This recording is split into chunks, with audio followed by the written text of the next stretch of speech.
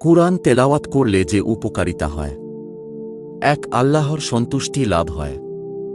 যারা আল্লাহর কিতাব তিলাওয়াত করে, নামাজ কায়েম করে এবং যা আমি তাদেরকে দিয়েছি তা থেকে গোপনে ও প্রকাশ্যে ব্যয় করে, তারা এমন ব্যবসা করেছে যা কখনো ক্ষতিগ্রস্ত হবে না। সূরা ফাতির। ২, কিয়ামতের দিন সুপারিশ করবে। রাসূলুল্লাহ সাল্লাল্লাহু আলাইহি ওয়াসাল্লাম বলেছেন, তোমরা কুরআন পাঠ করো, কারণ কিয়ামতের দিন এটি পাঠকারীর জন্য সুপারিশ করবে। সহিহ মুসলিম, হাদিস নং ৮০৪। ৩, প্রতিটি হরফে সওয়াব মেলে। রাসূলুল্লাহ সাল্লাল্লাহু আলাইহি ওয়াসাল্লাম বলেছেন, যে ব্যক্তি কুরআনের একটি অক্ষর পাঠ করে, সে একটি নেকি পাবে এবং একটি নেকির প্রতিদান হবে ১০ গুণ।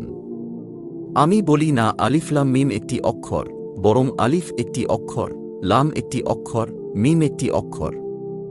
তিরমিজি, হাদিস নং ২৯১০। ৪, অন্তরে প্রশান্তি ও আলো আসে।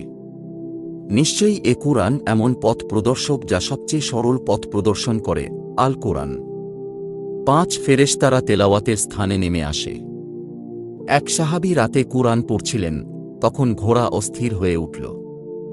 রাসূলুল্লাহ সাল্লাল্লাহু আলাইহি ওয়াসাল্লাম বললেন, এটা ফেরেশতাদের অবতরণের কারণে হয়েছে, যারা কুরআন তেলাওয়াত শুনতে এসেছিল। সহিহ বুখারী, হাদিস নং ৫০১৮।